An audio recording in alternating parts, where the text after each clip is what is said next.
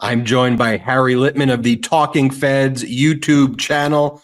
Harry's channel's hot. Make sure you all subscribe. Harry, it's been a horrible, awful, terrible week for Donald Trump outside of the courtroom, with the surging energy of Kamala Harris now at the top of the Democratic ticket for the presidency, but also inside the courtroom. You and I are going to talk separately about a real impressive motion filed by the Manhattan District Attorneys about how Donald Trump should not have absolute immunity. But one of Donald Trump's other gambits I want to talk about right now that Trump lost is he tried to get Justice Arthur Engoron to recuse himself. Just as a reminder to everybody, Justice Arthur Engoron was the judge who presided over the Attorney General's civil fraud case that Donald Trump lost, where Trump was found liable for inflating the valuations of his properties. He would give different valuations to the lenders, insurers, to the appraisers, just depending on when he wanted benefits to pay less taxes, get more loans, get favorable treatment on insurance. A judgment was entered against Donald Trump with pre and post judgment interest. It's like $500 million or something in that range. And, you know, there was this piece of news afterwards that Donald Trump tried to seize on, that there was a lawyer who, you know, dabbled in real estate law, landlord-tenant law, who had a conversation with Justice Engoron before Engoron issued the decision against Donald Trump in February. And this lawyer went on this like media tour and was bragging about, talking to Engoron. And then Donald Trump requested that Justice Engoron issue a subpoena or allow a subpoena to be issued to that lawyer. Engoron allowed that to happen because Engoron said, okay, I don't even know who this guy is really. Sure, you can get whatever documents you want. Then Donald Trump would be able to renew his motion to recuse. And then Justice Engoron, after hearing that motion to recuse, said, no, this is completely frivolous. And let me just read it to you, Harry, then I want to get your take. It's the unsolicited ex parte communication. And this is how Justice Engoron refers to this communication when he denies Donald Trump's attempt to recuse him from the case. Sometime in or about February of this year, several weeks before I issued the post-trial decision and order, at the end of the business day, I left my robing room in the courthouse at 60 Center Street and rode an elevator down the main floor. There on the outskirts of the famous rotunda, this lawyer named Bailey accosted me and started haranguing me about the executive law section 6312. He did not relay any alleged facts. Prior to that time, I considered Bailey a professional acquaintance and a distant friend. His sudden appearance and vehement speech took me aback, and I simply told him that he was wrong. He trailed after me, still droning on. As I descended the judge's stairs to the street level, I entered my vehicle without saying another word, except perhaps goodbye, and departed.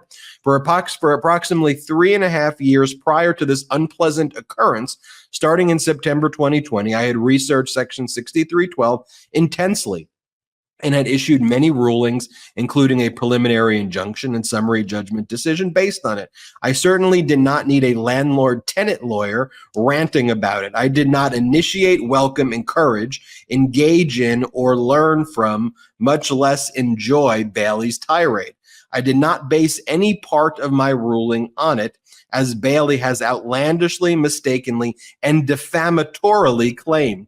The entire 90-second incident, after 3.5 years of studying and being immersed in Section 6312, was, to use the vernacular, a nothing burger. I would have forgotten all about it by now had Bailey not attempted to burnish his reputation as someone who could influence judges, which would be unethical and possibly illegal, but of which Bailey nonetheless publicly boasts. Due to the extensive news coverage of the subject trial, passerby often recognize and confront me on the street, at parties, in parks, in restaurants, and on public transportation. Sometimes their unsolicited words are complimentary. Sometimes they are derogatory. Never do they affect my rulings. As with my forced encounter with Bailey, I feel no need to report these fleeting incidents.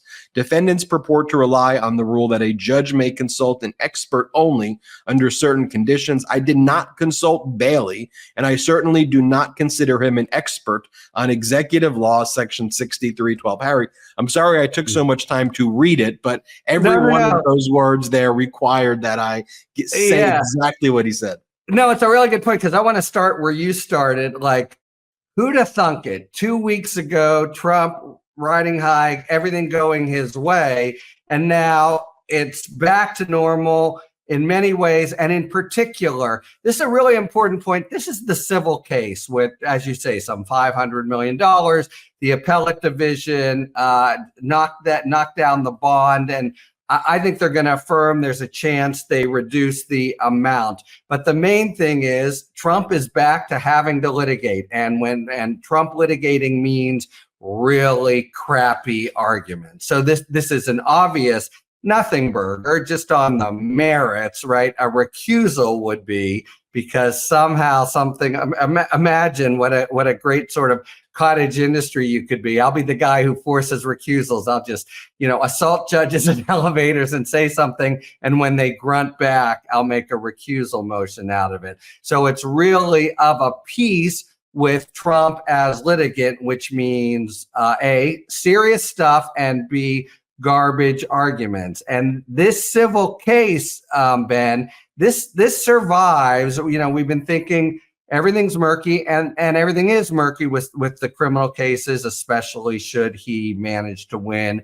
the presidency. But that doesn't, he's still a convict under New York law in the other case, and he still owes what everyone estimates would be all the cash he has in the world if he loses this one. And he's still making really lousy arguments that are alienating all the judges that he's in front of. So back to the 454 million here, he's given really a series of arguments to throw it out that really are non-starters. We can get into that or not if we want, but the basic point is what a difference a fortnight makes.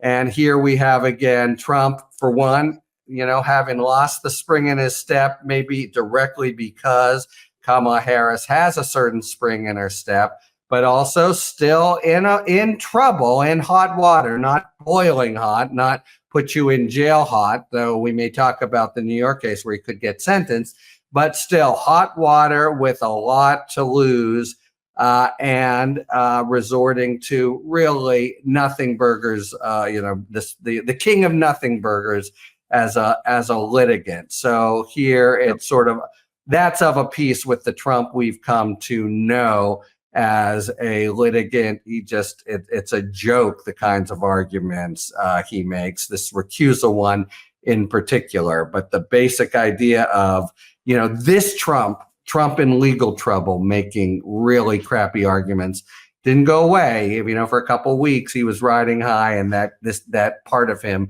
was dormant, but it's back, and it stays no matter what. Even if on this one he wins the presidency, there's reason to think the criminal ones go away, but not this one. I think there's no way for him to make it disappear, and it is a pretty penny. As I said, maybe appellate division reduces it, but I think the verdict holds up. But this is Trump as litigant back to his really sort of not very persuasive tricks.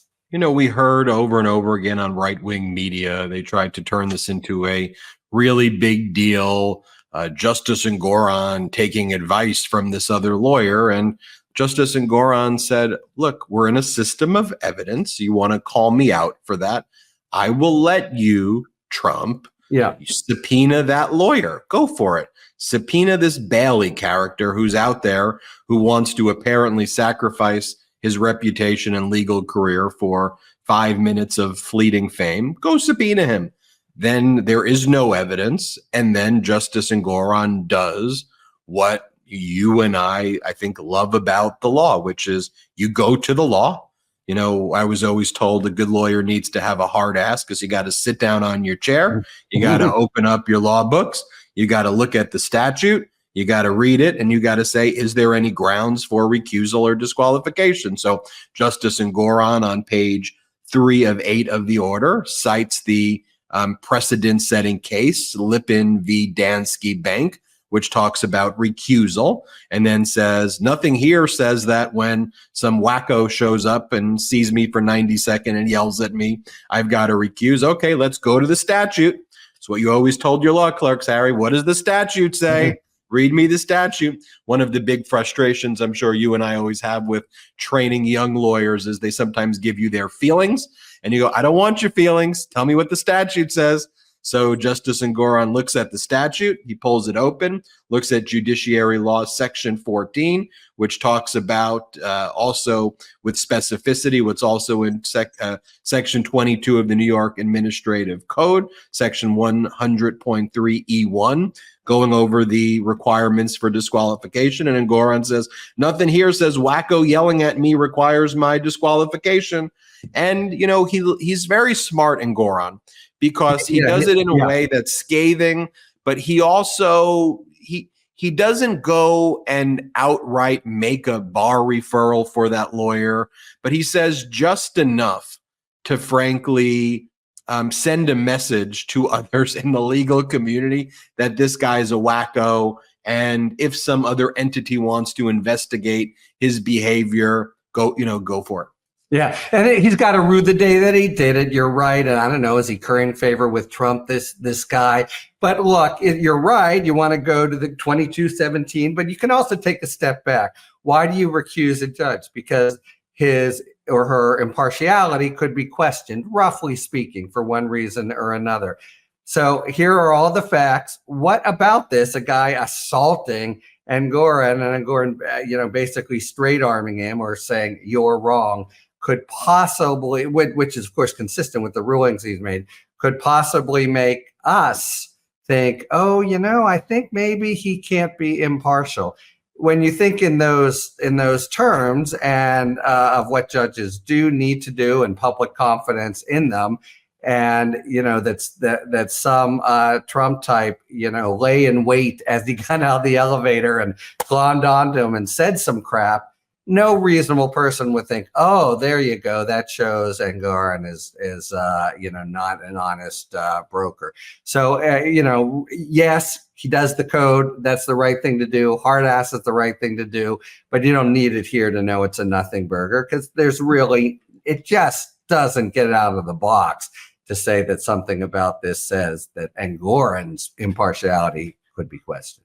So you've got Vice President Kamala Harris surging this week, Donald Trump learning that her poll numbers are eclipsing him. Trump is learning that J.D. Vance or Shady Vance may have been the worst VP pick ever. And now he learns that he is not getting out of a $500 million judgment.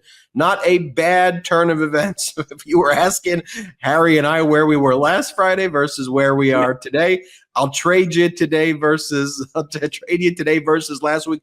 But remember, everybody, in a New York minute. But remember, everybody, it is though based on, you got to hang in there. You got to stay with it. You got to keep working every day and getting out the message. One of the ways I think you could be helpful doing that, subscribe to the Talking Feds YouTube channel. I've never seen the channel so hot as it's been over the past week to 2 weeks. All of the videos are crushing it. It's free to subscribe, so check it out. Once again, Talking Feds YouTube. Thanks, everybody, for watching. Thanks, Harry. Thank you. Thanks for tuning in. If you enjoyed this video and other Talking Feds content, please take a second to like and subscribe. Talk to you later.